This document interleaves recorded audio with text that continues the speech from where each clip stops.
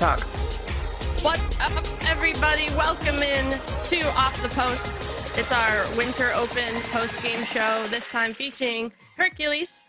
Welcome into the show, Herculyse. She's going to be replacing Spaceman for this program. How are you doing today?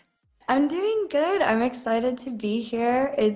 I've been watching y'all's show on and off every once in a while when I can. So it's exciting to be a part of it, and thanks for the invite. Yeah, we're excited to have you. And we got Sleegi looking good, adding some sexiness to the broadcast today. We appreciate that, Sleegi. How you doing?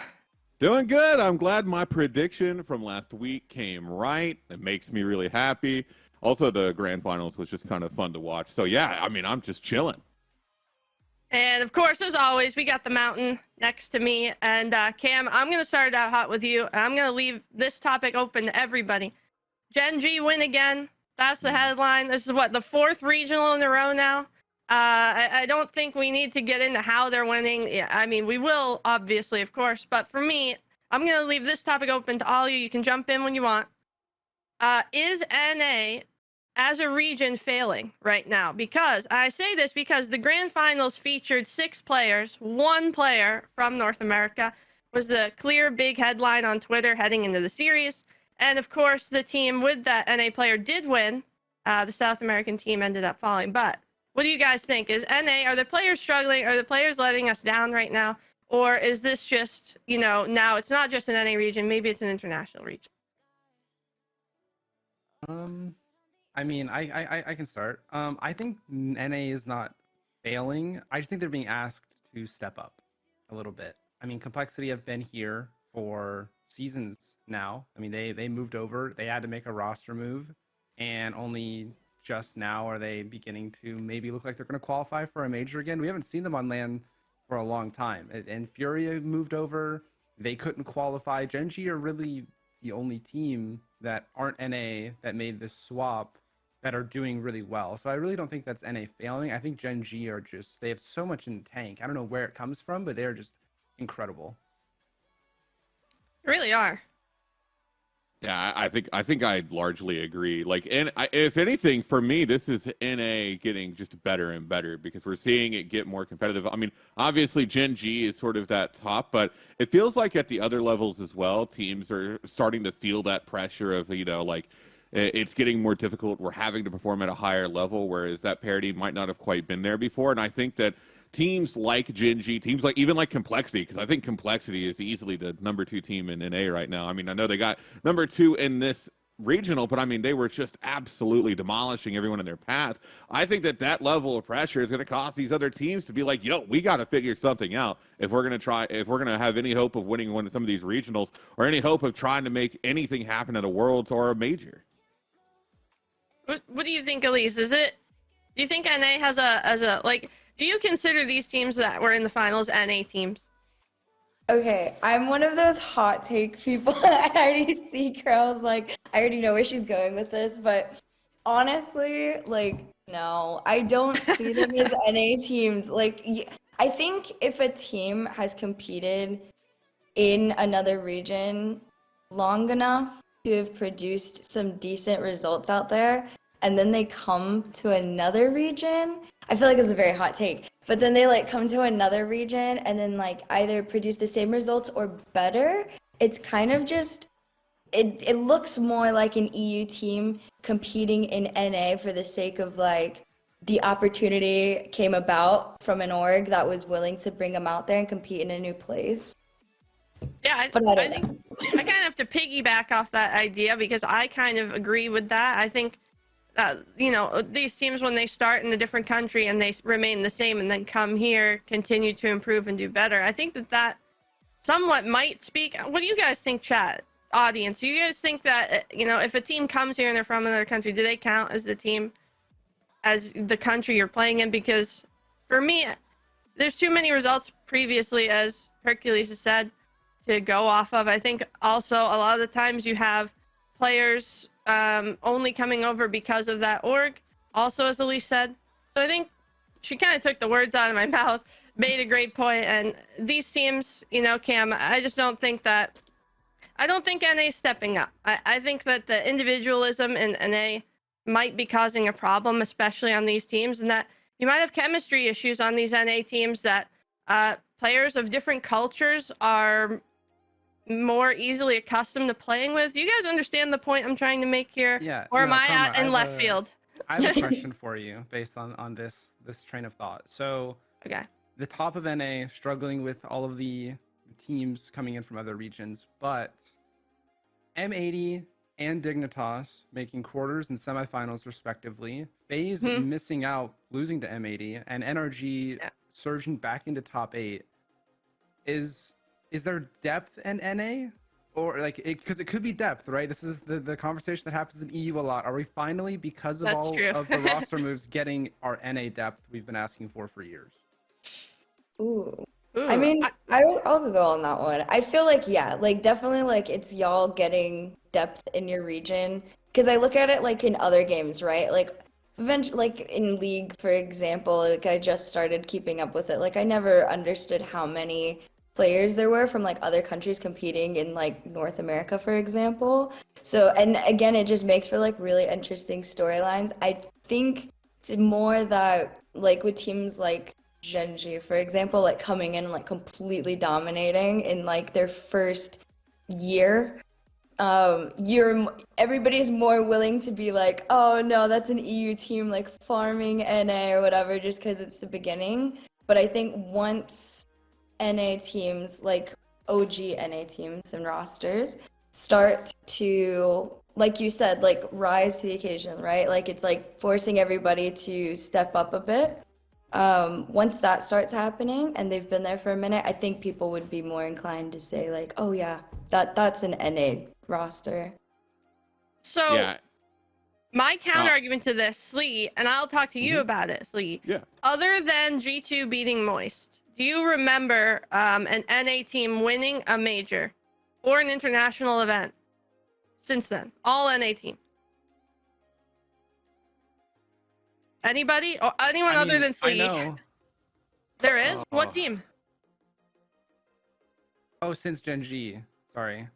Yeah, Gen.G doesn't count. Sorry, They're I'm not sorry, all sorry. NA. No, yeah, no. NRG winning actually Worlds don't. was Thinking not right all before. NA.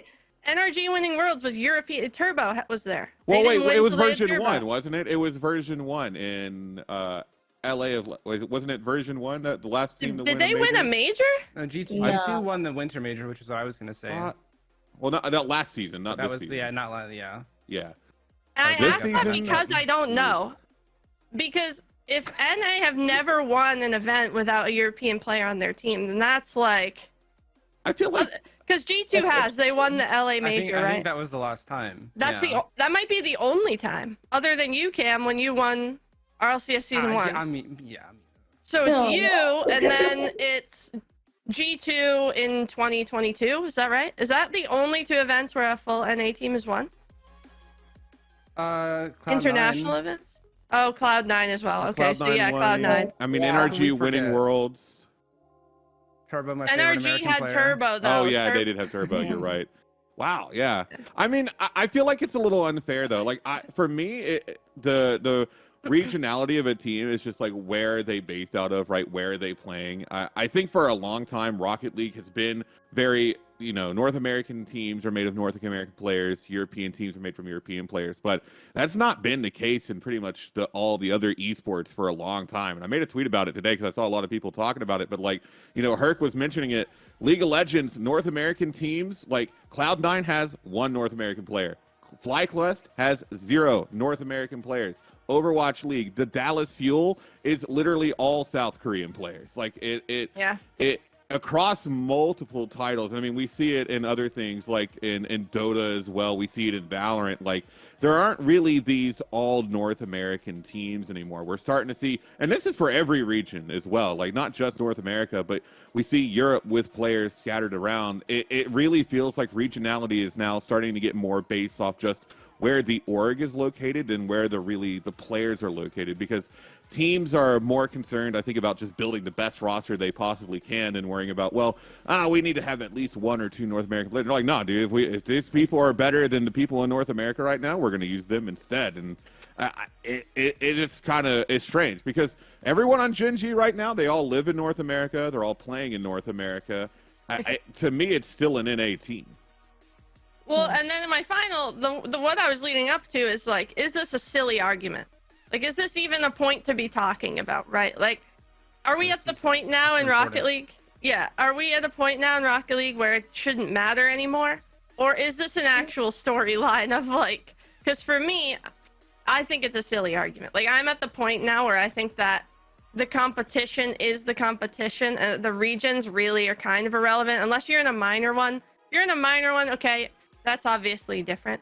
But when it's comparing North America to Europe, I think that it's mostly the same. I do think Europe has a higher skill level just because of their culture there and the way they play as teams. But now I think we're reaching a point in Rocket League where international things are just happening all the time. Roster moves are happening everywhere, and it's nice to see teams like full teams come up from South America and different regions like Complexity. And I was happy for them making it all the way to the grand finals as we transition from talking about Gen G to Complexity.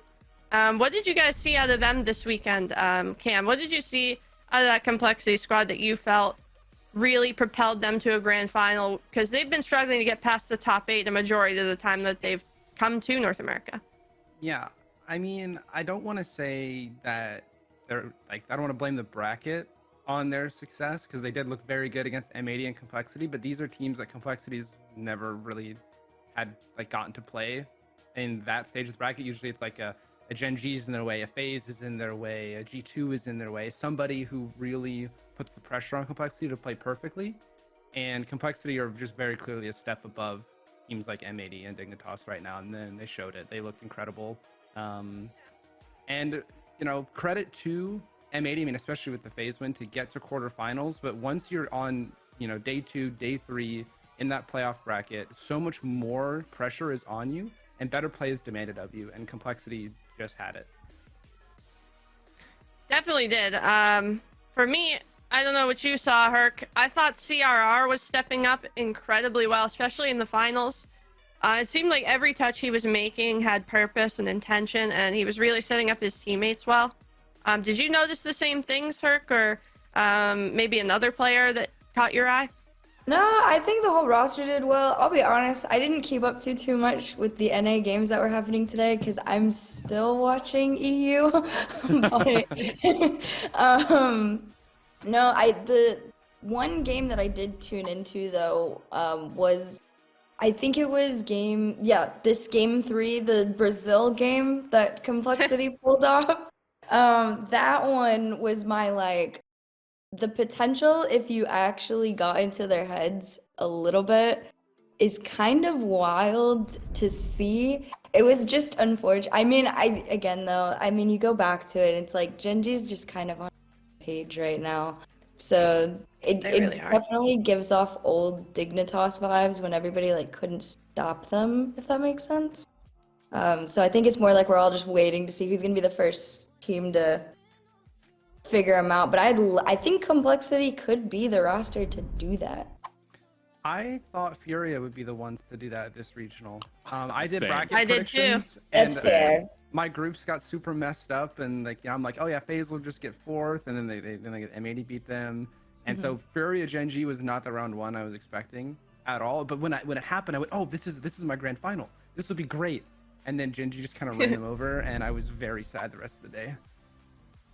Yeah, I had Furia potentially winning this one after I saw the way it lined up for them, because I just thought that it was really difficult for Gen G to get to a point where they can repeat. I think they're at 4 now. If you don't include the major. If you include the major, I think it's like 5. They never missed the grand final in anything. Yeah, so I mean, that's just before we dive into Complexity more, I do want to cover the topic real quick of like, what is separating Gen G for you guys?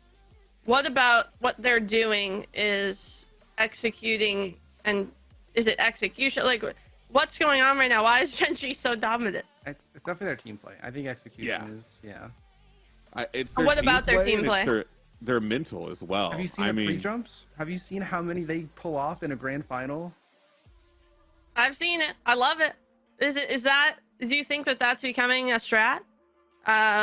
Like, is this something that they're just feeling right now and they're in form, or do you think this is something that has longevity, and if you can maintain, like consistency out of that, that can keep coming to fruition for them? I mean, think how much longevity is is questionable. I'm not sure. Yeah. So you guys don't attribute like what they're doing to be meta changing? Is essentially what like, are they doing No. anything that's meta changing, or is this just No. how they're playing the game? Like, is it? I would say that like it's definitely not meta changing. Like there's not anything they're doing that's like insanely special that people need to like be like relearning or learning. They're just playing it better. Like they're just perfected at like their play style right now. And I think NA just isn't adapting well to it, if that makes sense. Yeah, I'm curious what the Gen G comms are like, because they all seem to be on the same page. They move the ball around the pitch and to each other around every other team, and other teams just get shell shocked sometimes with how quickly Gen G move the ball, and they aren't ready for someone to just Gen G knew once they got past half field that the goalie was not going to know what to do. So then someone just pre-jumps. Like Chronic just pre-jumps. Like, oh yeah, the goalie doesn't know what he's doing, but I know what my teammate's doing. I'm going to go 2 seconds early. And it's just, the casters are flabbergasted every time it happens, and I don't blame them. Yeah, it's strange, right? Because it's like it's not really a meta change. Because I would hope that most of these teams are playing with like doing these team plays with each other. I think for Gen G, I think it's a combination of that. They're probably more focused on it. I know during the after match interview when Dazarin was talking to apparently Jack, he started to touch a little bit on their strategy. He's like, I don't want to talk too much on it, and it makes me wonder. I'm like, are they like what kind of prep work are they doing for these games? Like how much VOD review, how much footage are they looking at of the teams they're going to be playing against? Do they have specific play styles that they're using against certain teams? Because that could definitely play a factor if they have like a certain type of mentality or way that they know that they should play against certain teams. And then the other part of it is just their mental's really good. Like regardless of what happens to them when they're in a game, they just end up coming out of it strong. Like we saw that 7-1 prevail from Complexity. They take the time out, they collect themselves, and then they come right back out, and it's almost completely unfazed for them. Yeah, there's a lot of trust on that team between the players. It's just one game, move into the next game with the way we know how to play, the way we practiced how to play. And I mean, it's pretty easy to have a good mental when you make the grand final all the time. You have such a high bar to where that's not good enough. I don't know why the bar is that high. I also I was talking about this the other day with Yukio actually, and I was asking him at some point, obviously to some degree most players have an ego, right? Like everybody, once you make it that far, at some point you're gonna have some form of an ego. But if it's a healthy one, how much does that affect you in a good way? And I feel like that definitely affects Gen G's mental in a good way. I feel like they do have and I could be totally wrong, but they almost have healthy egos, not we deserve to be here, but we earned it, and that's where it's stemming from. And I feel like that affects the vibes as well. So when, for example, the Brazil match happened, right? I feel like most of the time that would tilt somebody to oblivion and be like, okay, this is the beginning of the throw, or some people might think it would be too hard to reset for the next match in time. And I don't know, I feel like that's just what's making Gen G so much further than every team in NA right now, is healthy ego and a lot of trust. Yeah, ego is an interesting conversation topic around Rocket League. Cam, did you want to add something about that? Sorry. I just wanted to say, Karma, you just have a massive ego, and so that was where I was going. I was like, it's an interesting thing, and no one's as big as mine. And it's interesting how players manage it. It's like Nolly tweeted yesterday, and I'm sorry, Christine, our producer, I forgot to give you the tweet, but he tweeted about having an ego, and all he was saying was that players make such simple mistakes when he watches the games back of them winning, that it's he doesn't want to have an ego by telling them that they're doing something wrong, but at the same time what they're doing is such a simple error that, you know, it completely blows up their match. And I relate to that a lot as a former player because it's exactly what happens. There are such minuscule things that determine where the ball ends up on the pitch, how your team fields in the event, like just minuscule changes. And I think that point, that ego question is a big thing in Rocket League right now, because I do think that it has caused the downfall of individual players and teams, somewhat of myself included. I don't really think ego is the right word. I think mentality is more what I would attribute it to, and like pressure and building up and stuff like that. But when you're in that position, Cam, of winning, and I want to ask you, because you're a world champion, and I'm doing this right after you said I had a massive ego, so that's unfortunate. But I'll pump your tires a bit. What was it like after winning Worlds? Did you feel, you know, did your ego inflate? Did you feel that affected you after becoming a champion? Is that something, like, can you speak to that at all? I mean, winning in general, like, you know, you win a big event or an international event, and, you know, for the next like month or two before there's any other tournaments, people have to say, oh yeah, they're undisputed the best, because I mean, you won the tournament. So it naturally is a confidence boost. And really the line that I've always seen for egos is there you have to have a minimum to have confidence. If you don't have confidence, you're going to get Braziled, and you're not going to bounce back. No matter where you are, you feel crushed. Like you don't know what to do anymore. And that's where you see like a timeout turn an entire series and a team just wins 4 straight. That team didn't bring enough of their ego into the match. But you don't want to go so far where you go from confidence to arrogance. And you can't critically think, you can't look at your own mistakes and go, oh, the other team played so bad, but I played worse. And you hear that a lot with people, especially in ranked, like, oh, you're trash. It's like, but I beat you. What do you mean? You know, like you have to look inwardly too. So you have to find that balance between confidence and not straying so far where it reaches arrogance. Yeah, and you know, you see a lot of parallels of that in sports as well. I think it's part of the territory, I think, in my mind, of just playing at this high competitive level. Like you have to have, like you said, that confidence in yourself and your ability to perform has to be there, because it helps you play better. It's part of half the reason, like I think it was one of Sunless Khan's videos, like when he's helping like players try and get better, he's like, you just have to believe that you're better than them. And because what you start doing when you start like, I'm going to hit this ball, I'm going to score that goal, I'm going to get that 50, even if it doesn't end up happening, that mentality going into those, even those micro situations when you're making decisions, can be the difference. Because if you play passive, they're going to start getting opportunities on you. They're going to be able to take advantage of hesitation, and that's when it starts to fall apart. So 100% agreement with you on that, Kronovi. It's you have to be able to maintain enough ego to be like, yeah, I can beat anyone, without the arrogance of being like, I should beat everyone. Yeah, and I think part of my problem, or at least growing up in the area I did, was that my ego was somewhat unhealthy. Like if I could go back and change myself as a player again, like the way I hyped myself up was by talking other people down. And it wasn't like a I'm constantly talking other people down type thing. It's just like when you score, you're just like, I'm so much better. Oh, they're garbage. Like it was like that type of thing. But I think that type of mentality, when you're approaching it to an ego, can lead to really bad things. And I think that Gen G have the opposite on their team, where they more have what I call like a positive ego, which is they're very, it's kind of like a karate ego. I don't know how else to describe it, like a sensei, where like they get beat and they're like, oh no, that was really good, you did a good job.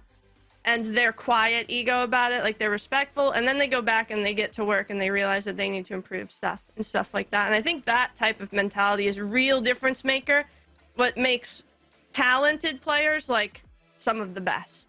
And I think if you go down like the best ever in sports, in the history of sports, you're probably going to find a mixed bag. But I think a majority of the better ones will have that positive ego mentality, because that's how you build a brand, that's how you interact with people, that's how you network, it's how you maintain all these things. And I think that Gen G have all that going for them. Whereas some other teams, you know, you can see other egos come out, you know, where it's the opposite effect, where, you know, it's more blaming, more ragey, more break up, you know, team splitty, stuff like that. So I think there are different types of egos, and I think that Gen G are doing a really good job at approaching the correct one. Hopefully I didn't make myself look terrible saying that, because I was not a shit talker. Now, but now I know what you're thinking when you score on me in rank. is no, all I'm but saying. but you know what I mean. Like in Boston, like we're all miserable here. You know, we all hate ourselves. Like it's freezing. It's negative 30 outside. Like the only thing we have here is sports, and we are not athletes. We're watching them. So it's like, you know, we make fun of each other up here. It's like it's like a culture thing. No, You know, You're just channeling I- your inner calm. Yeah, like if you shit love talk, it's how banter, I show too. you love. Yeah, Yeah. it's banter. Right. Like when I Banter's say fantastic. Kronovi is dog shit, you know, it's from a good place. Yeah, it you comes definitely from a don't good mean place. it. Oh, yeah. There's Yeah, partial yeah. meaning. There's partial meaning. But it's not 100% true, you know? Yeah. Only like 95%. So yeah, a little bit about ego question. I am going to turn to chat. We got a chat question. Cutalingus says, why are Gen G able to leverage team play so much better than other teams? As an outsider, it seems like other teams are simply not putting in the amount of work required. This is probably not true, though. What is an insider's perspective on this topic? We'll start with Cam. The team play, yeah, sorry to jump the gun. The team play, again, stems from, I think, a lot of this mentality advantage that Gen G have. And it really seems like they're just thinking critically in the match, in the moment. They are a new team, relatively new compared to some of the NA rosters that have been together forever. You know, like NRG, like I can't remember how long ago they've been this roster, like season X. And I really wonder if some teams are just going through the motions, right? They have muscle memory, like, oh, this is just how we play. And whenever I get the ball, someone's already over there, so I just hit it over there all the time. And you don't really think about how you're challenging the corners. You don't think about how you're rotating for boost. You know, and I think Gen G are saying, hey, we're gonna look at this critically. There are all these little errors that people are making, and they're willing to take a step back and look at their own games and go, while other people may make small errors, how do we not make the small errors and take advantage of them? And I think other teams may just not be as critical on themselves as Gen G have been in their replays. Elise, you want to try and explain what you view as why Gen G are so good at team plays? EU over NA. I mean, Simple answer. Team plays are just better on average. No, but I think Crow hit it like the nail on the head with that one. Like I feel like they definitely, because of when they came in as well, right? Like they're coming into it with a fresh perspective on things. These other rosters have seen each other for many, many seasons, and it is kind of the vibe of going through the motions. So it feels like almost anybody could come in and shake things up in some shape or form, right? Like you have teams coming in from SAM that were shaking things up, and the reality was people definitely underestimated them because people viewed them as the same level of OCE, right? People are always like, oh, OCE is so far on their own, that when they come in, they're so far out of touch at where everybody else is at that like it's an easy win. But I feel like, at least in Gen G's instance, they're coming in again like fresh perspective, and it's a lot easier for them to find the mistakes and everything. Yeah, I think, you know, a big part for me about the team play, it does come from that European route. I do think that European teams just spread the ball more. I don't know if it's because it's a whole thing. We've had this topic. It could be a million reasons, but I think Nolly in particular, when I watch him, he makes a lot of just basic, simple, fundamental decision making that put him in spots that are able to be a passer instead of just, you know, primarily a shooter. And a lot of the current meta players are obsessed with shooting, bringing the ball towards net, things like that.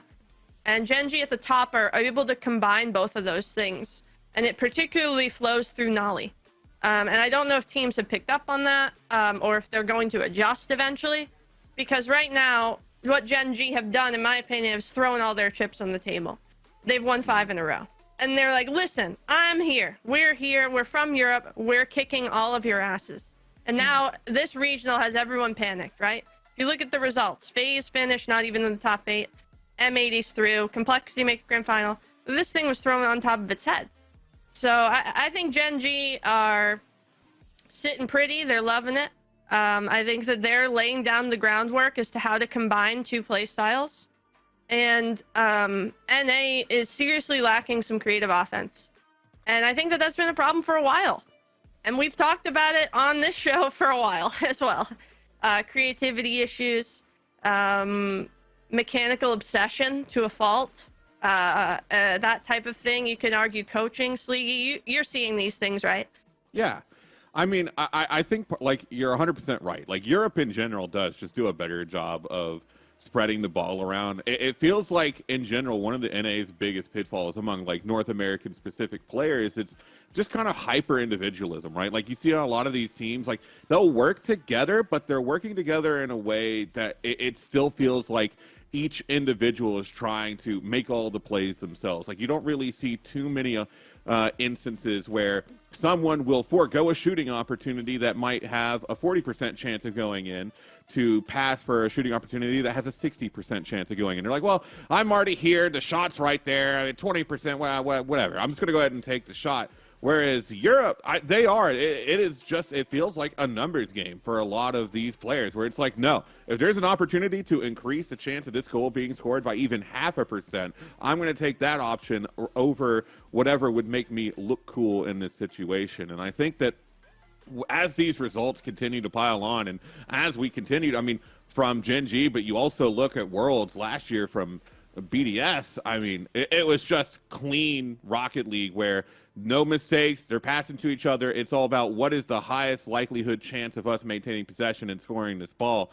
We're going to start probably seeing more and more teams work towards that because the play style of just, oh, well, I'll just triple flip reset past all of them and then double touch it off the backboard all by myself while my team secures me in case I lose the ball. It's just not working. It's just not. You've got to use every person on that team because everyone on the field knows how to block individual plays. You've got to stretch the ball. You've got to utilize each other because you're just getting red at this point. Like nothing you're doing is super out of the ordinary. You're all kind of mechanically at the same skill level. So it's how do you use the skill level of the players on your team is becoming really, I think, part of what is making certain players better than others is to recognize they're in a better position than me. Let me get them the ball. Sleegi, I think you hit a great point because I'm thinking now, all the times like when the flip reset was brand new, offense could trump defense, right? If you were just mechanically good enough, you would just blow through that brick wall, just blow it up. And now, because you are just getting red, people can play defense to an acceptable level against almost an entire attack in 3v3. So you're not going to win with individualism. You will in certain positions where it's like a one-on-one transition or something like that, but you have to move the ball as a full team now, and the teams that have the strong fundamentals are winning. Fundamentals are key, so you can't overcommit, you can't stretch your team too thin. In the most mechanical teams, FaZe with First, Space Station with Daniel, E1 with Beast Mode, these teams, and even Furia with the Lost pickup, such mechanical teams are losing out to the teams that are just playing better on transition. I think part of it as well, just real quick, is patience is a huge thing. Like a lot of these teams they just want to get it downfield and push it through, and the teams that are winning are willing to just kind of sit around a little bit, wait for the other side to make a mistake, and then pounce on that mistake. Like patience is really, I think, becoming a key factor to a lot of these winning teams. Yeah, and call lines are open, guys. If you want to call in and give Herculyse a bunch of shit, feel free to do so. If you have any points on this weekend, feel free to call in as well. I know I missed some of you callers last week, so if you're here, feel free to come back. I'll bring you in. I apologize for last weekend. But again, I'm going to go to our chat section. Zal asked us, what are examples of having positive, growth-oriented mindset when it comes to those wanting to become a pro? What advice would you have for building good habits in-game and building confidence in your play? The all-in-one package to going pro. Yeah, that's kind of, we need to charge for that, I think. I know, that's like, man. At Karma the Snipe at yahoo.com. Exile is my PayPal. So if you'd like to send us some money, feel free to do so. But I'm still trying to figure that answer out. That's why I retired. There's so many factors to that, right? Like it's not ever one single thing. It's so much because you could be the best player in the world, and if you're not on a team with other good players, you're not going to be able to do anything. I mean, positivity. You have to be optimistic, and you have to understand that it takes time. You know, you can spend 1,000 hours reaching Grand Champ, and then there's another 1,000 to go to like a solid Grand Champ 3 SSL, and then it's like 5x that time to reach the top 100. And there are top 100 players who aren't even on signed teams. You know, just because you're a high rank on the leaderboard doesn't mean you're going to be a world champion. And you could be a perennial star in the RLCS and not be a world champion. There are tons of people that could have championships. We could agree a world champ tag would suit them, but they don't have it yet. So it's kidding. tough. Yeah, it's really difficult. I just think in a short version, the best thing you can do is just vibe out and not, you know, not be negative. That would be my best advice. Especially with, like, I know this is a boomer take, but with kids playing Rocket League now compared to me, I feel like it's a big generational thing, and why we got into, like, why myself and some pro players didn't get along as well on teams is because a lot of players don't like, at least now, I feel like the younger generation is not very susceptible to criticism or negative, being like around a negative environment a lot. Whereas like me growing up, I'm used to being in a negative environment. I'm comfortable in a negative environment. It doesn't bother me when I get criticized in like replays and stuff like that. So I think now there's different ways to approach coaching and talking and interacting with people that foster a way better experience for yourself. And I just think being positive all the time in general, and I know it's like happy-go-lucky and it sounds stupid, but being positive in general will just bring good things to you. And trying to avoid a negative mindset and bringing down the energy. And that to me is seriously one of the most important things to being a pro right now. Because you could look at First Killer and get into a call with him, and he could be, you know, insulting you a week after you're trying out. I'm not saying he does. This is just random. I have no information on this. Or you could play with Herculyse, and, you know, she's just as good, but she's really positive and has a great time. And, like, you guys are popping off in scrims. You're scoring a lot more because you're having fun. And, like, it's a totally different environment. That is the big thing to being pro right now, because everyone's talented, right? No, honestly, like, okay, to piggyback off that, that is very, very true to anybody watching. Obviously, not in the experience of me trying out for a pro team, but when I told everybody I wanted to quit streaming because I was just very confused on what I wanted to do, I had a handful of WCB teams reach out to me asking me to try out. Now, mind you, I am a little low diamond, okay? I'm a baby, I'm a fetus at this game, and on top of it I play on keyboard and mouse, and I got so far into people's tryouts literally because they said I just made the vibes so good that they felt like not tilted all the time, and they felt like they could play better just because they were having more fun. And obviously I did not make any of the teams, but I think like 2 teams, I was like, it was between me and another person, and then they were like, okay, realistically, we need to pick the person with the better skill, but you were really fun to play with. So like when I hear people talk about that stuff, I'm like, yeah, that's like an actual thing, like to be picking people like because they just are nice to be around. And of course, I think everybody, like, I'm sure Crow, Karma, you both like have stories as to like maybe rosters where, you know, mentality was not the best. But I remember watching a handful of rosters from behind the scenes where mentality definitely was the downfall of what potentially could have been an amazing team. Yeah, I mean, Yeah. it's an incredible value, not only your skill on the pitch, but your skill as a teammate, and so like the social networking of, you know, making sure, you know, if you don't have a spot on a team because it's a toxic environment, that you can go to another team. The social skills needed to stay in Rocket League are almost as difficult as the mechanics required to compete at the highest level sometimes. And, you know, if your team captain is super toxic, it's not going to foster an environment with trust. And Rocket League is such an automatic game where you have so much muscle memory. If you don't trust, you're going to hesitate. And hesitation, like Sleegi was saying earlier, just gets you punished. Yeah, I think all those great points. And I think a good example of that would be my old team, Splice. I think, you know, we put in a ton of work to get to RLCS. We watch replays like so many times a week, like 3 or 4 times a week. And it would take hours for us to go through these replays, like singular series hours. We'd spend like 3 or 4 hours on 4 games or something like that. And we got super dedicated to doing this. We all wanted it. And by the time we made it to RLCS, I think we were all burnt. Like we were just spent. You know, and it's not, I'm not trying to trash talk my old teammates here. You know, Trevor, and I all played the game less when we made it.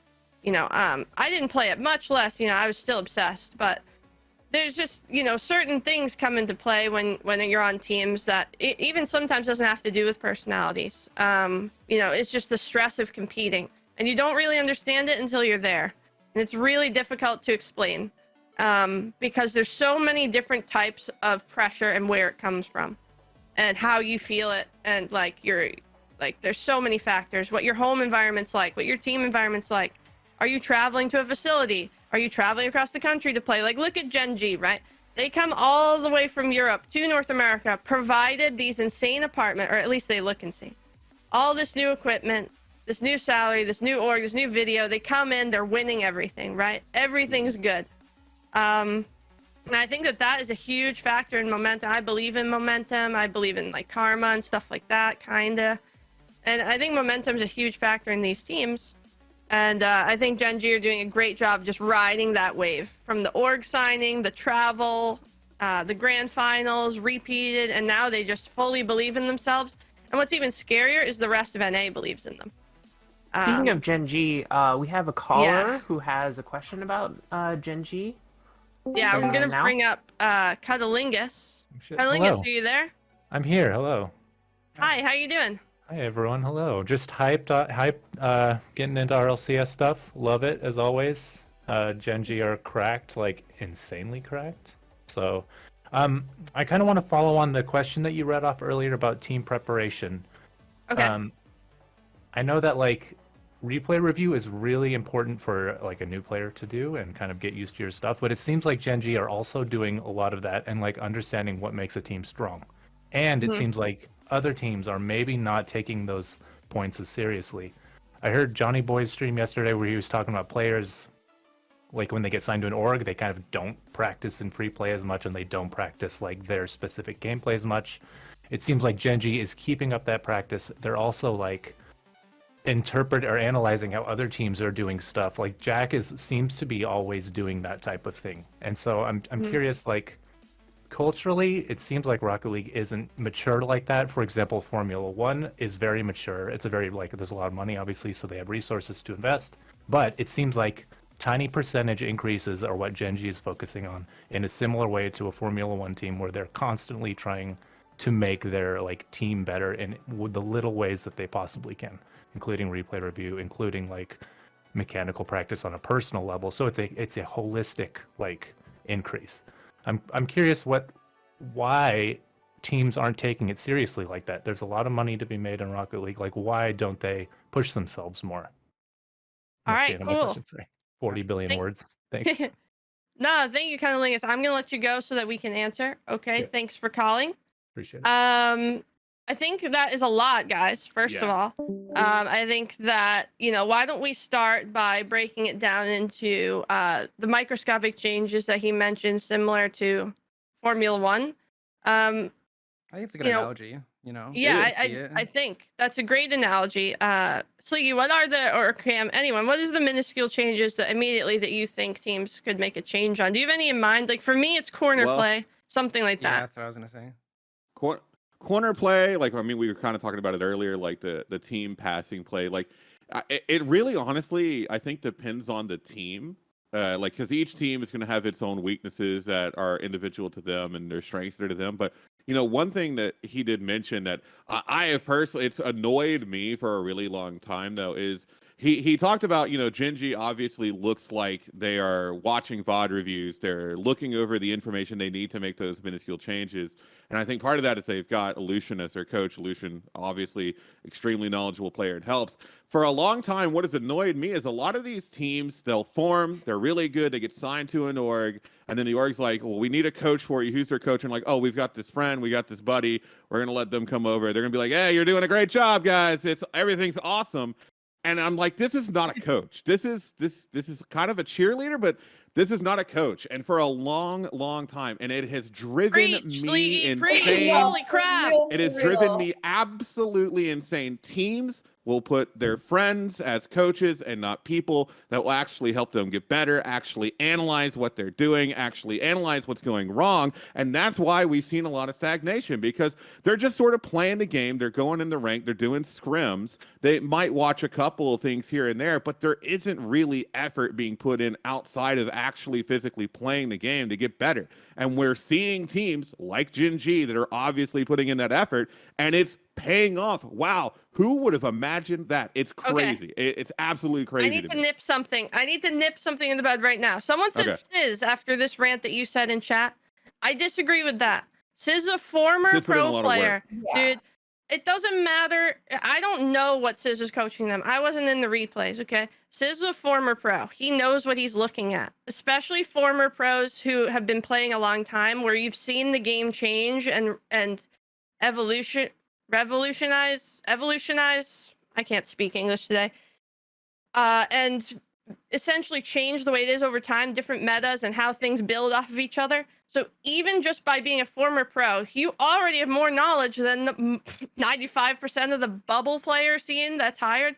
And I'm sorry, bubble players, if you're listening, the reason you're still in the bubble, most of these teams, is you don't hire proper coaches. You hire your friends who sit on the bench or sit in the coaching Discord and chill with you and have a good time. And that's cool, but you're not improving. And that's a lot of the reason for the stagnation. And I'm sorry if you're a bubble team or a bubble coach and like you're putting in a lot of time, you might be. But this whole thing where you're just picking up your friends the majority of the time, it does not work. And I think that a good example to use like that is, I know I'm speaking a lot, feel free to cut me off, is Nick on, who did he coach this weekend? Dignitas. He's a former coach of Team Queso, who went from outside top 12 to insane team. And now Dignitas may be doing the same thing, outside top 12, maybe approaching a top 4 scenario like lesser Team Queso. So I think, like, you know, coaches like that, they do work. You know, people who study and analyze the game and have a resume. This whole thing with the friends, you can tell it pisses me off like nothing else. Like you're so good on that, because as soon as Sleegi brought it up, I was like, this is something I like do not ever get to talk about. And it makes me so frustrated, because I 1000% agree with it. I have been on the end where I'm watching people's decisions on coaches, and I'm like, please realistically tell me how this would add any benefit to the roster. Like let's all be real. If your players know more than you do, right? Why would it make any sense to bring in someone else? If you want somebody to tell you that you're doing great or something like that, then whatever, just bring them in. Don't sign off on them as a coach. Like you don't have to do that. It's not necessary. But like you guys said, it was the same thing like with Sizz, right? Sizz has knowledge. He's been in it. He's been at a point where he can actually give valuable advice on not just plays but like mentality. But I don't know. I would totally just reiterate everything that both of y'all just said, because that whole topic we got another guest. Annoys me. It's we got just the another whole good thing. guest, Adam Rizzler. Let's let him in. All right, Adam, you're calling us today. Adam, you here? Yep. How you doing, Adam? Where are you calling us from? I'm down from Florida. Oh, Florida. Okay, what's your question for us? So is having like a super mechanical team always like the strat? Because I mean, like with Gen G, you have like Chronic, Abjack, and Nolly. Chronic obviously being like the mechanical player, and Nolly and Abjack playing off of him, really trying to like feeding him the ball. If that makes sense. And then you have Space Station with like Daniel and LJ, and then like them fighting for the ball really is what it looks like to me. So like is having like 2 or 3 mechanical players on a team as opposed to one always like good, or can having one be good, or like none at all be good? Okay, that's an interesting question. I am gonna let you go, Adam. Thanks for the call. Yep. Hope to hear you next week. Cam, I'll let you take this one. I mean, you need a baseline mechanics to play at a high level, and at a certain point, your mechanics don't we've proven, at least we've thought about, we've theorized that offense can only get you so far against the defenders of the current Rocket League era. I guess people just know you could triple flip reset. Everyone knows, okay, where's this third reset? Okay, it's going in the corner. I know you're just doing all this fancy stuff and it's going over there. I'm gonna wait.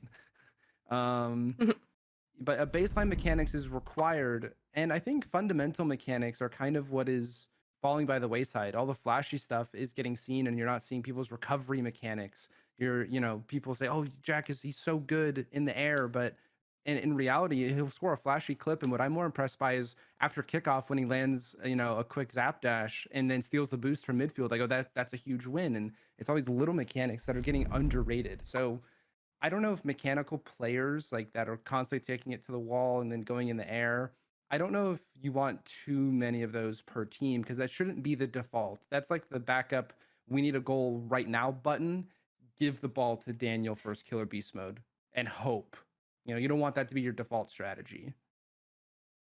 Yeah, I would say one good example of not needing like a super insanely mechanical team, I mean, not in NA, but like in EU, it would be BDS. When we watched this full roster come in of just extremely solid players, they knew how to step it up when they needed to. But and you guys can totally correct me if I'm wrong. Again, this is a diamond speaking, but like at least from like our perspective and the conversations we were having over there about like why BDS was doing so good about everybody when they weren't like this super flashy crazy team. I think it's not really a hot take. It's just something that people need to accept, is that in Rocket League as the community, like the viewership community, we don't really know much, right?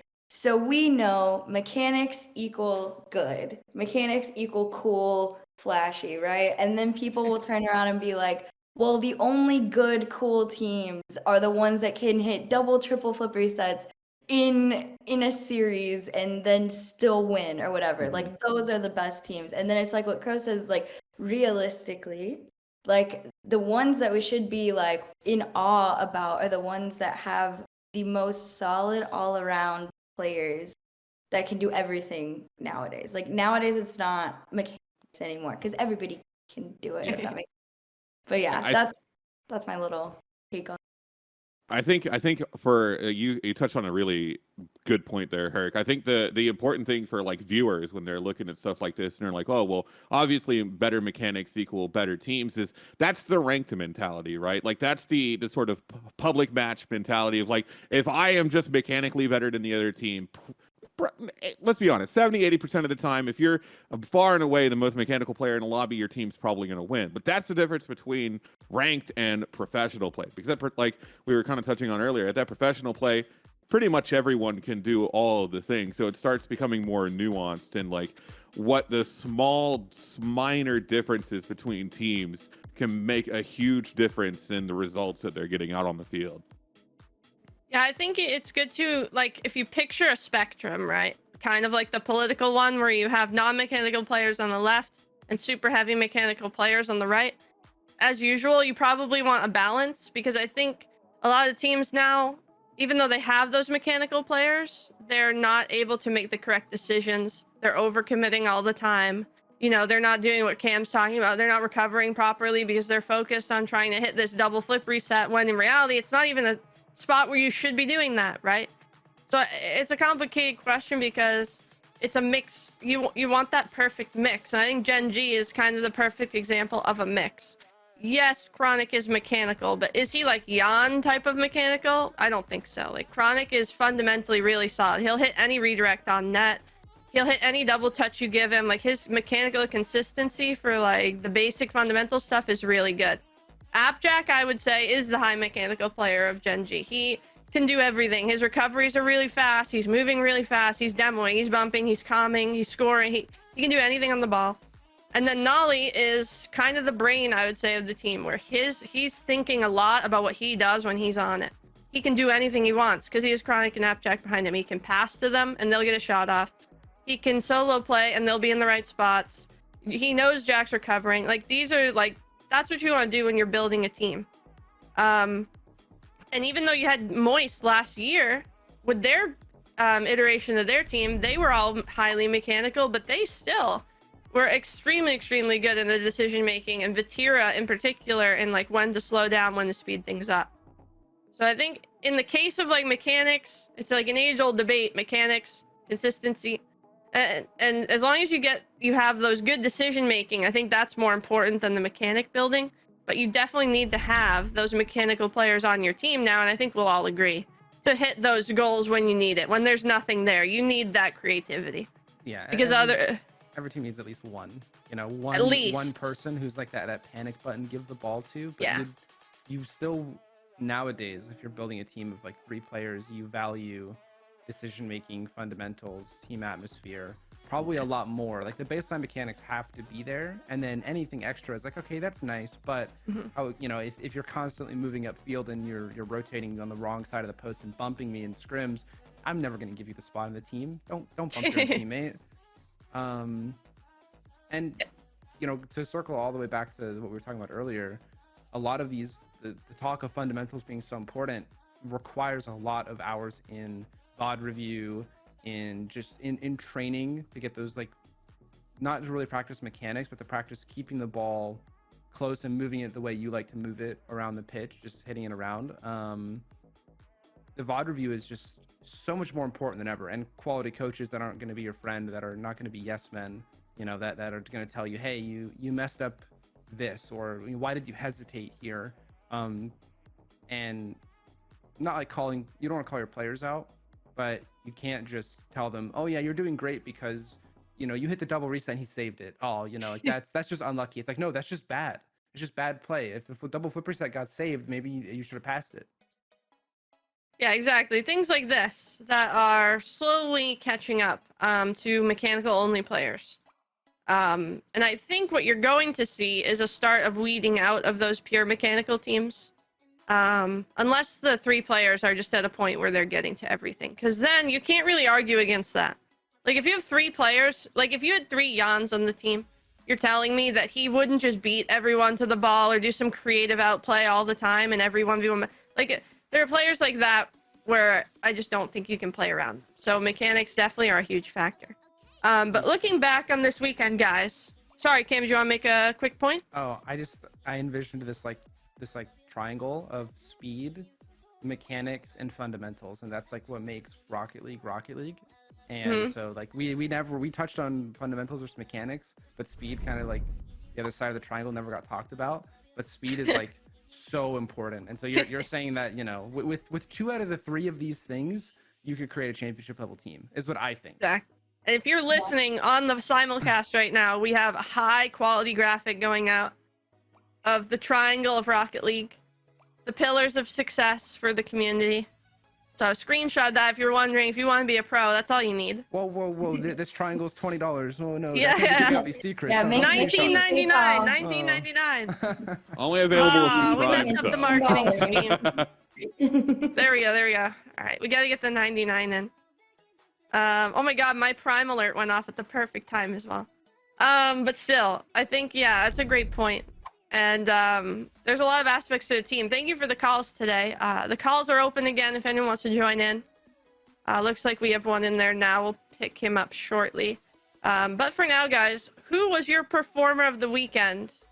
Apart from Complexity and Gen G, because we touched on them already. Is there a matchup of this weekend that you guys, you know, had a surprise on? I think we all have one. But, you know, other maybe than that M80 team, who you guys maybe were surprised by this weekend? You know, I shouldn't be saying this after everything, but I was really shocked by Dignitas in a great way. I didn't get to keep up too much with like all of NA's weekend, but I did keep up with Dignitas a little bit, and like all the 3-0 against version 1, that was the one that I was like, oh, like things definitely started to change a little bit for this roster, and then like the space station game as well. It was unfortunate against Complexity, like clearly, but like seeing Dignitas's progression, like I don't know, it just felt shocking, but like in a good way. not in a rude way, if anybody's, but yeah. No, I mean, it's the best performance that they've ever had, and that roster's relatively new as well. So like it's Very new. Those three of those players have a lot to be proud of. Yeah. Dree's coming from where you are, Sleegers, in Torrent. Yeah. Or no, he wasn't on Torrent, was it? I leaked the tryout. My bad. I mean, he was on Optic before, but Optic, I think for me though, like obviously Dignitas, I was shocked by the V1. I mean, I knew coming. We talked about it a little bit last week. We were looking at V1. We were looking at Optic. We're like, how are they going to do with all the stuff that happened during the in-between splits, right?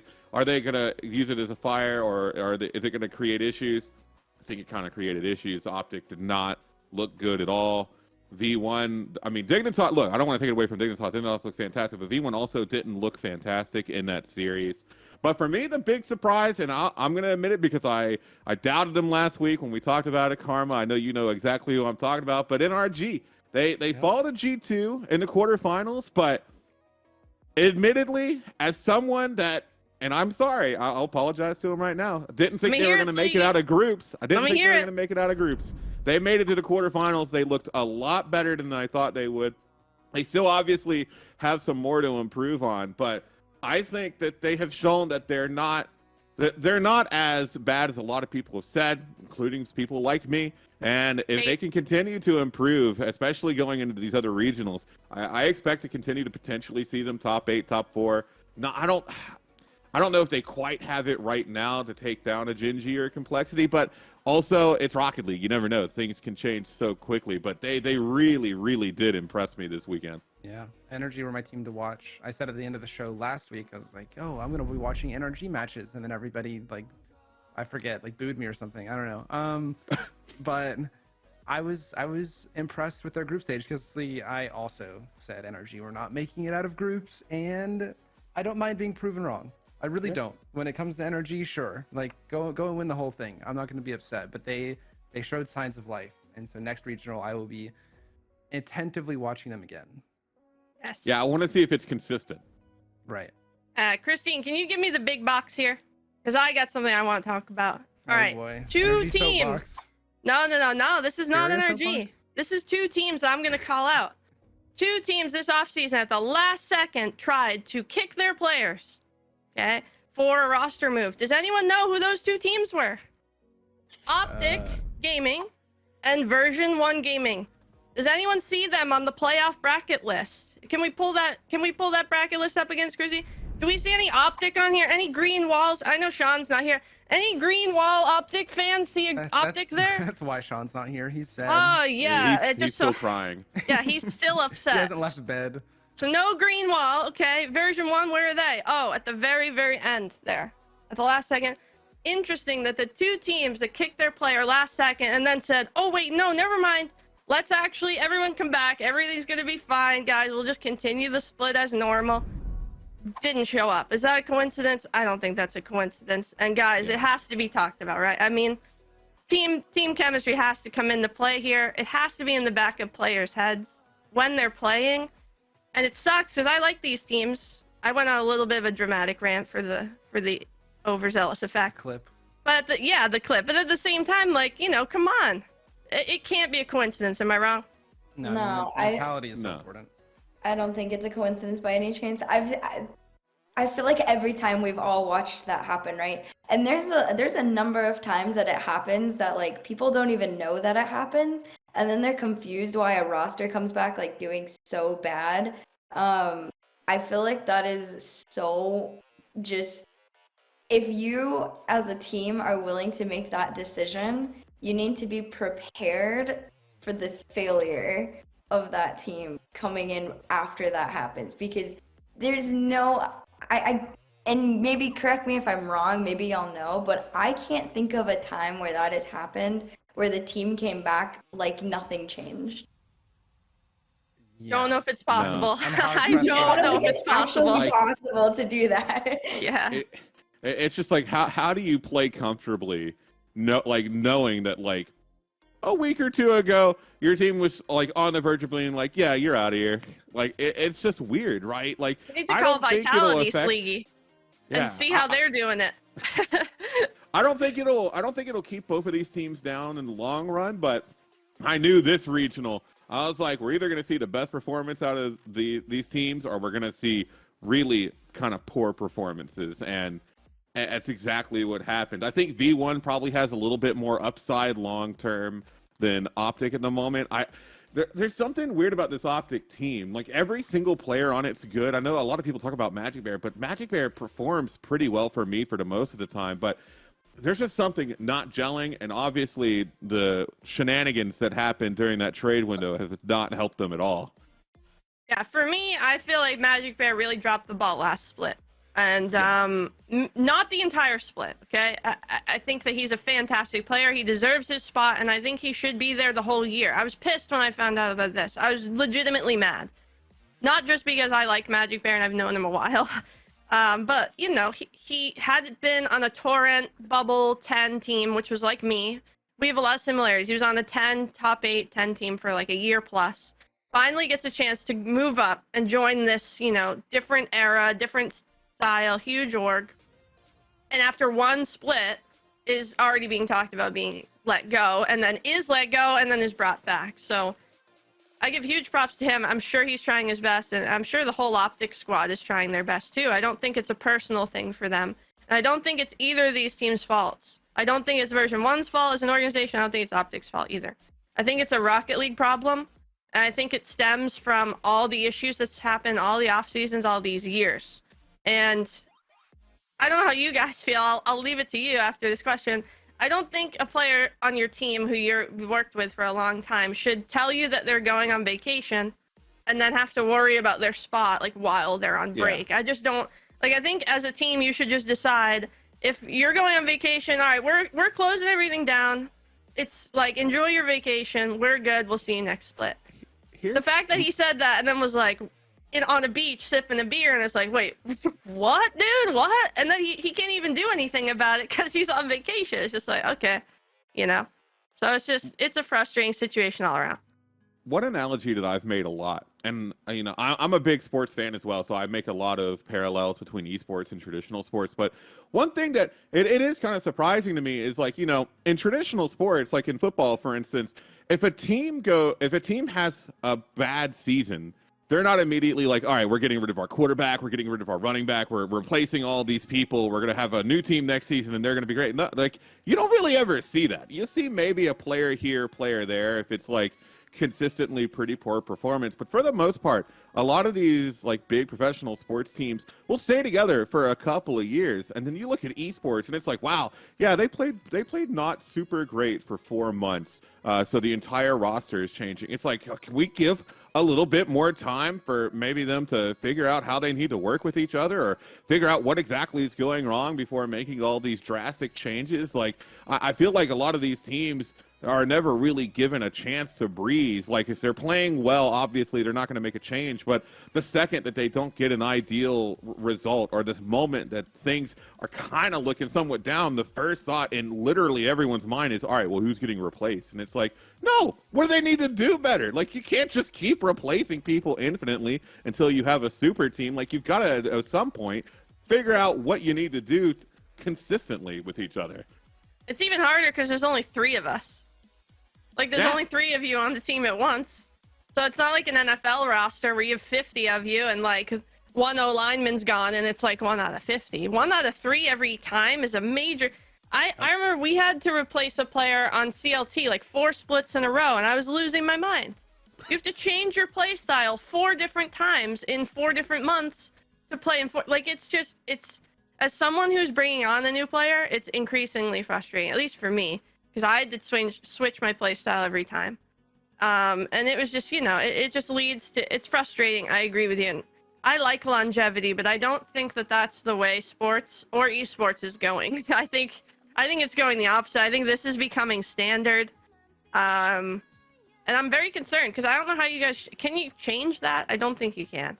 I feel like a team would have to come in and just make it the norm to stick together through trials and tribulations, and then re-find success, and then people would be like, okay, it's possible, like, for that to happen, especially if they were to stick together after, like, let's say they had like 3 splits where they do bad, right?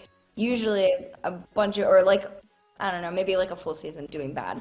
And then they come in the next season, they stay together, they don't make a change at all. They like take their proper vacations everywhere, like stress-free time to go hang out with their friends and family.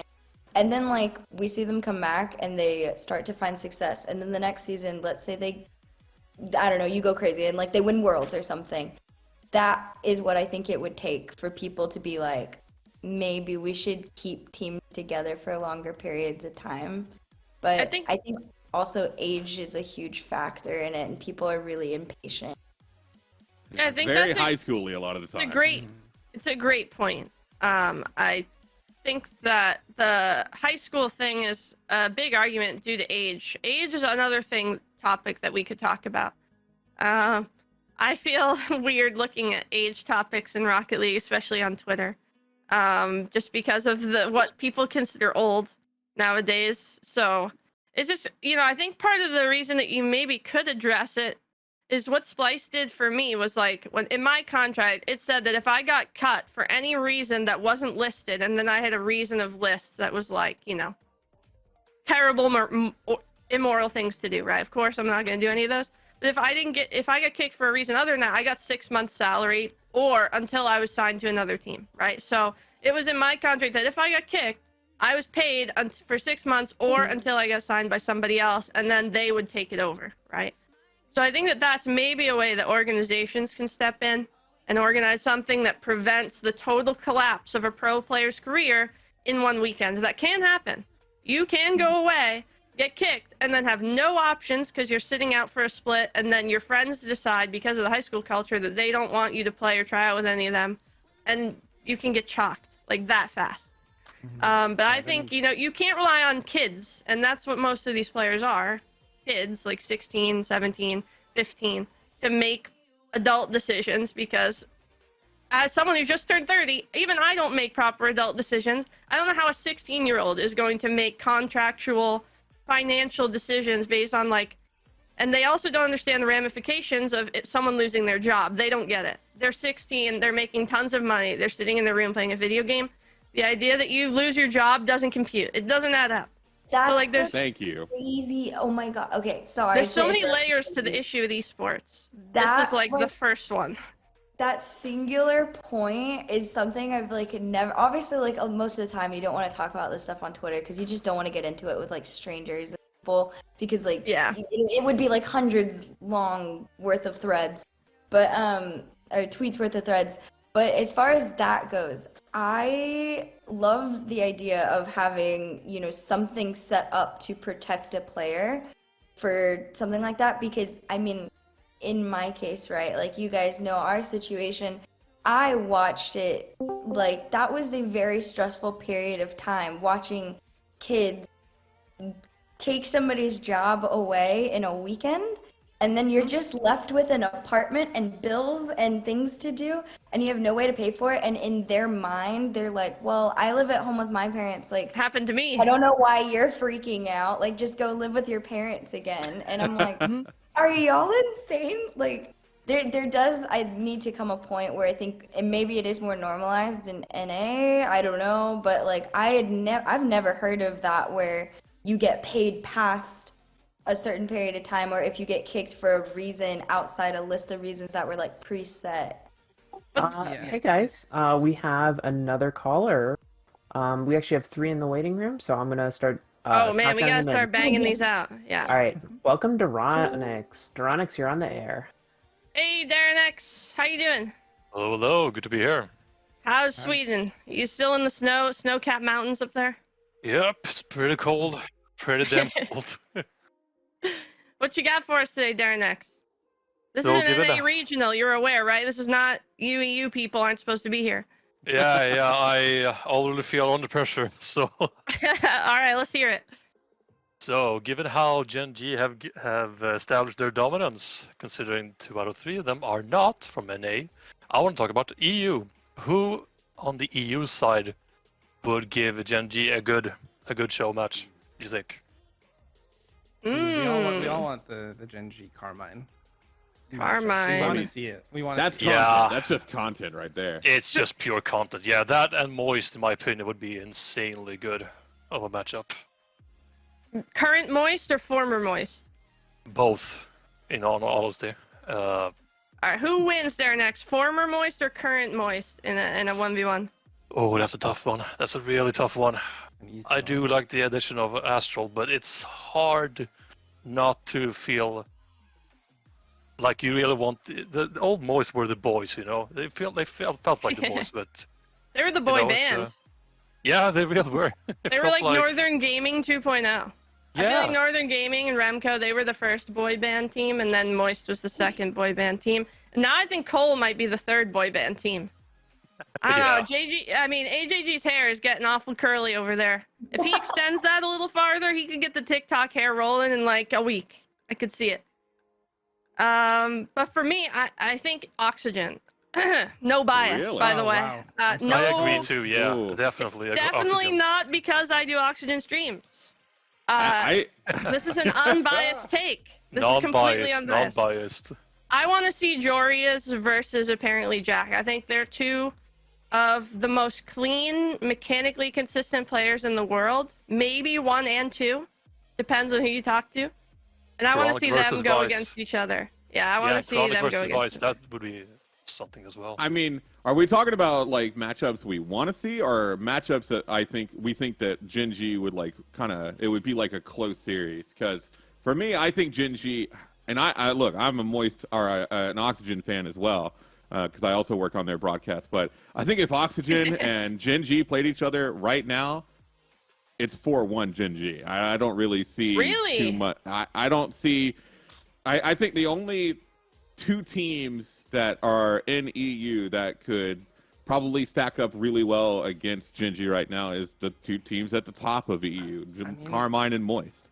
Oxygen Yeah. with Oli already beat Gen G handily at LAN. Yeah, but we're talking about Yeah. now. I'm saying current everyone's form. saying Rise is an upgrade. Well, yeah. Maybe my take isn't that biased when you think about it. You have it's one result. It's also one result. It's Rocket League, you know. I don't think it's a 4-1 matchup. At I mean- least 4-2, I would I just say. want the major to happen Gen now, G. 'cause Maybe it's gonna be 4-3 to Gen G. Memes aside, I do think Oxygen is very talented. And yeah. I don't I want to agree. pick Carmine again, so I do think Oxygen. I do think Jorius and Appjack mechanically against each other is always interesting. They do like those 1v1s over the years. They're always super close games. Even when they were teammates, they did it too, and I loved watching them play each other. So that's why I lean Oxygen. You I think do though. Team Liquid would give them a good chance? A good match? Gen G? Team Liquid? No. No. Liquid haven't proven to me that they can even beat the European consistency right now, let alone Gen G's. They're just too good for me. I think you have to Yeah. have won a regional in the past 3 months in order to, or like 6 months in order to even stand a chance against Gen G. And for me, that's Oxygen, Carmine, and Moist. What Right, about those BDS, though? Nah. Not even them? Giddy! We have another Giddy on the I program. could see maybe BDS, but I would say so as well, yeah. But No, I still shot. think the majority of times that if you do BDS versus Gen G right now, I still think Gen G comes out on top more often than not. Understandable. If you put BDS, I think we'll all agree, BDS at Worlds against current, then it's a different discussion. Current Gen G, I think you might have a little bit tougher time. Current BDS, though, too much of a struggle. But, yeah, thanks for calling in, Darren X. It was nice to hear you. No problem. Glad to Hope be here. Hope we hear you next week during the EU game show. You can call and brag about Oh, hell yeah. My home region. I'll the home be ready for region. them. All right, we'll talk to you soon. Have a good one. Sounds good. Thank you. All right, next up, we got In My Element. Gonna drag him up, who wants to talk about what we think of the EU players coming to NA. Element, are you there? Hey, I'm here. How's it going? Hey, how you doing? I'm doing pretty good. You had a question for us. Where are you calling us from? So I'm calling in from Seattle, Washington right now. Hey, Oh, that's there. nice. So Hey, at we're least getting a lives little bit there. of rain, but Herculyse. I know she was wearing a Seattle shirt. That's crazy. I Kraken, know. let's get it. I'll Well- be back out there soon. It's the Twilight era. I need to get out Yeah. there and get in my Twilight life for a little bit. That was the one thing EG brought up that convinced me to go out, was that I was like 2 hours away from From Fort, Edward? Oh my so- God! Imagine living where Jacob and Edward live. And beyond Anyway. that, the push is like, it's so beautiful. Wait, La Push is real? Oh yeah, it's crazy beautiful. This is gonna turn and into a there's, whole other conversation, guys. I'm sorry. There's like monstrous fish to be caught out there, like huge salmon Dang. and halibut. It's like You can Avatar take up a- there. Oh yeah, you can take a kayak and just, Floating islands and stuff. it's pretty cool. What Um, Rocket I League question wanted do you got to, for us today? I wanted to throw out two.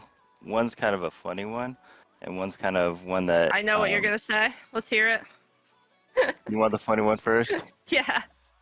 All right. So, if you guys could pick a team right now, I don't know. go. Never mind. and anybody could, like any team is open, and anybody could possibly come in, or somebody's coming in. Who would you want to coach, and who would you want that somebody to be from anywhere in the world? Okay. So just so I understand this, we can coach any team, and we get to bring in one extra player with us One extra player. from anywhere to go with us to the team we want to coach. Right. Okay. So I'm coaching NRG, and I'm bringing Jan. And you all will lose to me for 2 years. So predictable. It's so Have fun. predictable. Precisely. I'm coaching Optic Gaming, and I want to bring Sipical. Ooh, I like that one. Yes. I Cam? mean, well, my answer's probably boring because I think I'm just so curious about what comms are like and what the practice like replay stuff Oh, is like someone with get a Gen pillow. G. That I would just want to coach Gen G and I wouldn't change anything. Oh my God, this I guy. know, He just I wants know. to freelo. Yeah, what is True. that? True. Yeah, I just want to see what the grand finals looks like. Honestly, okay, I was gonna say the same You thing. were? Let's go. Let's go. That's just the most I basic literally take, come was on. like, I wouldn't change anything because I thought about it, right? And I was like, would I actually make a change to the roster? No. I just want to know what's going on in there, and then like if there's not even any value I would add. I just want to know what's going on. It's a great question, Element. Great job. That was a really good one. Thank you. All right, now That's that we've only his got all first the question. Now the real one. now that we've got all the wrinkles out, there have been like so many trades. Riddle's going from SSG after taking like fourth. I think it was fourth in the worlds, and we're getting AJ going over to Optic, and then we're getting apparently Jack coming into the NA. That is absolutely wild. What do you think the longevity of Rocket League is going to look like with like UA or EU players looking to come into the NA and NA looking to go over there, and just having all those crazy game styles just switch from one team to another, and formulating new kind of principles and ideas of how each team, each country looks at the game. All right. Well, while we answer that, Element, I just want to thank you for calling in. And I'm going to let you go just so that we can answer. And hope you have a great weekend. Of course, you too, and thanks for having me. It's been a pleasure. Thank you. Have a good one. Go. All right. Hey, very Kurt, quickly, and then go you ahead. guys can all go. But hot take: if NA went to EU, they would get farmed. I agree with that hot Ooh, take. That is, I mean, It that's depends on who nice. goes. Apart It from depends, Gen it G. depends on who goes. It depends on Gen who G goes. would just be going home though. Yeah, No, that's they true. can send Chronic. Chronic can go over there. I think FaZe would do well in EU. Honestly, like, I think It's FaZe would interesting. probably. I think FaZe would probably do pretty good in EU. I think V1 would be upper third in EU. Ooh, I why? think it really depends, because well, it's different play styles, right? Like, here's the thing, like NA is super used to all the hyper individual plays, and EU is super used to all their team plays. And you introduce a couple of teams that are very, very against what EU is used to, and I think that like you start to see teams like, I think initially NA probably gets farmed, but I think kind of longer term, I think NA probably ends up taking a couple of really good spots. It's a difficult one to say for sure. It'd be interesting to see NA playing EU consistently, because I think over a longer period of time, we'd see it kind of level out pretty evenly. Well, with the direction things are going, do we even get to see what a team looks like long term? It's like if they don't find short-term success, they're done. Like, oh, they don't win the first regional, moving over to the region. Okay, you're coming back home without your org, you know?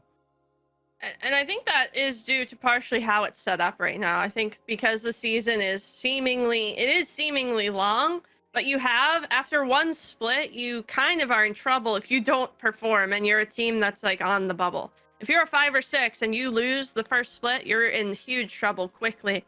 That's why I think roster moves are happening even more now, because teams are feeling the pressure, right? Before it was like top 8, you're good. You're on the stream, right? If you make top 8, you're chilling. Splice was on stream how many times? All 8 times, I think. If I were on a top 8 team now, I get on stream maybe once. And that's on top 8 day, and that's if probably when I'm getting smacked. Like, so think about complexity in EU. Like, just think about that. Like, that would be such a crazy style shift for how what EU is normally used to. Yeah, that was what I was going to ask you guys, is do you think that NA will eventually, in time, go past Europe because of the introduction of the new playstyle?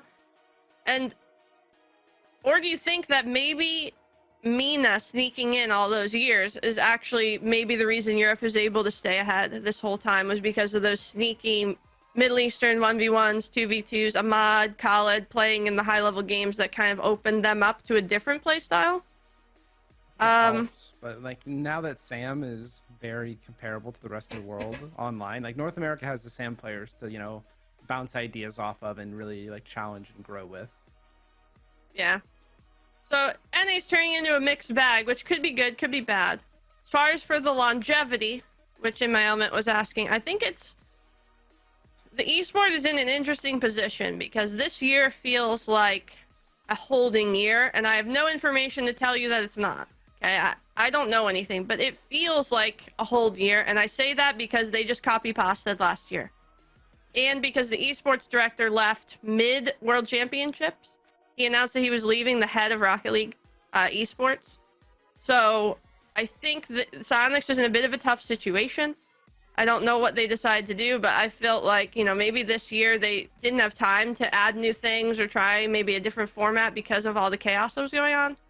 And this year ended up kind of being a great year for the esport in terms of lands and production and talent and all those things. But in terms of like a format change or anything like that, I don't think we're going to see that until next year, if we even get there. I do think a format change has to be coming, right, guys? Just because there's not really an off season. And I think an off season is important. I think the lack of an off season is a big struggle in all of esports right now. I think there needs to be a time period for each esport where you get time away from the game. All right, guys. We have one last question person. I'm going to bring him in now. His name is JC Hammer. Hey, JC, what's up? Hey, Karma, how are you? Good, how are you? Doing pretty good. So, when you were mentioning that you had to change your playstyle 4 times, my thought came to mind to more traditional sports and how they run, and how coaches decide the playstyle of the team, and by effect, the playstyle of the players, and they're just expected to take their fundamentals and perform those roles. Do you think that that ever will happen in Rocket League? Or do you think that until like franchising or something of that nature happens, that players are going to be the ones ultimately making the play style decisions, and coaches are there to support and make that optimal, versus coaches coming in and having a more traditional, this is how we're going to play approach? First off, thanks for the question, JC. Appreciate you calling in. What do you guys think? Because for me, just quickly, I think it's dependent on where the esport goes, based on if we're in a league or not and how much money's coming in. But I'll let them take it away for right now. I mean, it's interesting, right? I would love to see Rocket League get to that point, because that's, I think, when we would start to really see more high level strategy and like detailed analysis of tactics going into certain games, which I don't really think we super see at the moment. But I agree. I think it would have to come along with some sort of franchising, with some sort of kind of major change to the format, because as long as the vast majority of the power is in the individual players and the orgs are just kind of there as financial backers, and there's not enough structure in my mind for Rocket League to get to that point. There needs to be some sort of mechanism where the org or the coach or whoever it is to be like, all right, this is how we need to play. Obviously we know what your strengths are, we know what your weaknesses are. This is how we're going to build it around you, but this is how we expect this game to be played. And I don't really see us getting there until there's some sort of changing. And I know it's a super hot take, but I would love to see franchising enter into Rocket League. I think it would help out the scene a lot.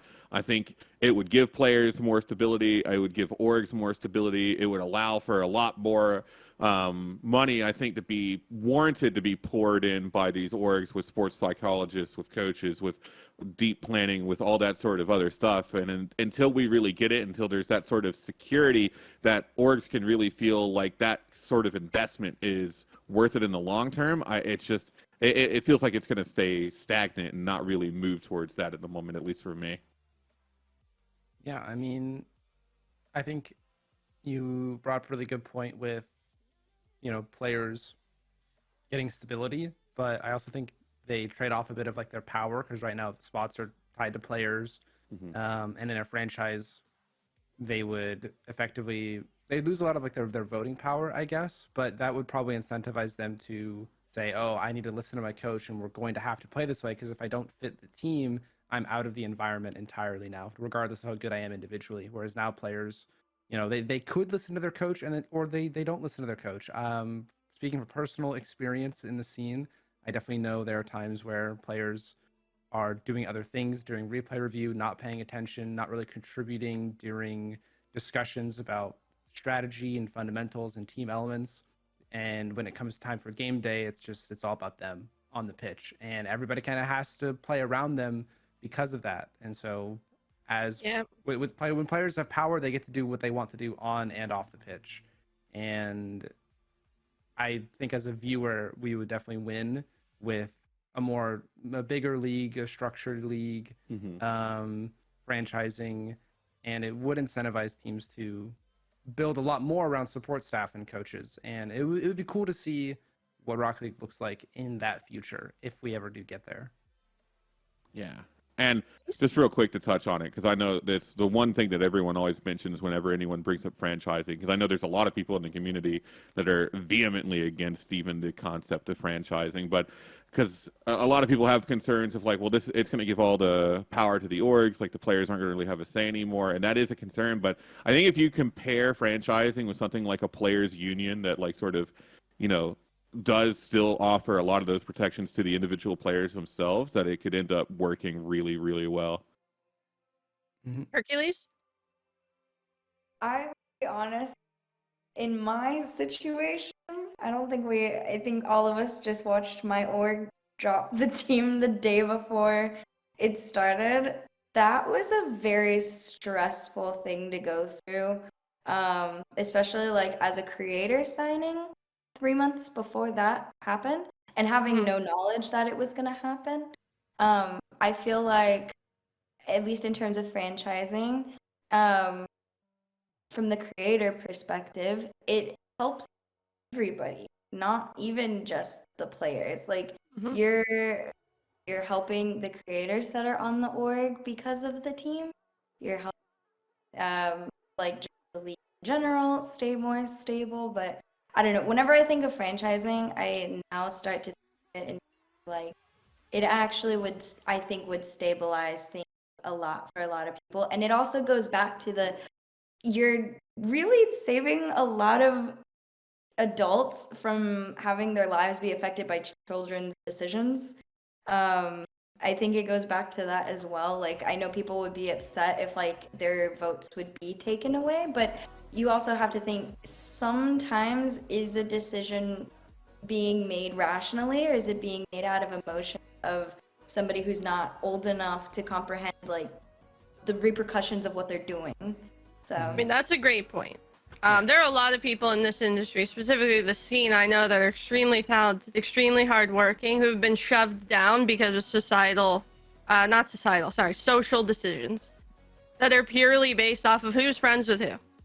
And it's happened to a ton of people, a ton. A lot of people that you guys know, I'm sure. And it's sad that it's come to that. And I think that in terms of coaches having say, I think a league system would benefit the entire scene, the Rocket League scene in general. The only thing it does is negate power to players in terms of roster decisions. But I think players have already proven that they're incapable of handling those decisions based on, 7 years of watching them, incapably dropping people with no, backing or support. It's not just on the players, it's on the orgs too. I don't know if other players have had this. Players, if you're listening, please reach out to me in a DM or Discord. Did they offer you guys back pay when you get dropped? Like, did you guys ask like I did? Are you saying, I'm an adult, when I get kicked, I need 3 months at least? Like, this is not working. This should be You standard. had to advocate for it. Yeah. Like, if you don't do that, they aren't going to. Like, Exactly. The conversation we're on right now is, should players have power or should orgs have power? But in my opinion, They should both. There should be a regulatory power above both that is Psyonix, controlling their own game. They should not be deferring the power to other people. They should be the ones in charge. And that would really, that would help so much. Or at least setting laws. Yeah, right, like setting some like kind the of NFL regulations. does. Right. Yes. Where you're setting you can't drop a player while they're on vacation 2 days before roster lock. Like, that should not be allowed. That's immoral. That makes you look bad. That makes the team look bad. It makes the it makes the scene look bad. I'm sorry. I don't care how old you are. You don't deserve to be treated like that. And I think a league system would benefit. However, it's extremely difficult. I don't understand anything about creating, running, anything. I don't know the financial backings of it. I have no information on any of that. I do think it would be benefit everybody universally. But I'm speaking largely out of not knowing the costs or, uneducated on the topic pretty much. But yeah.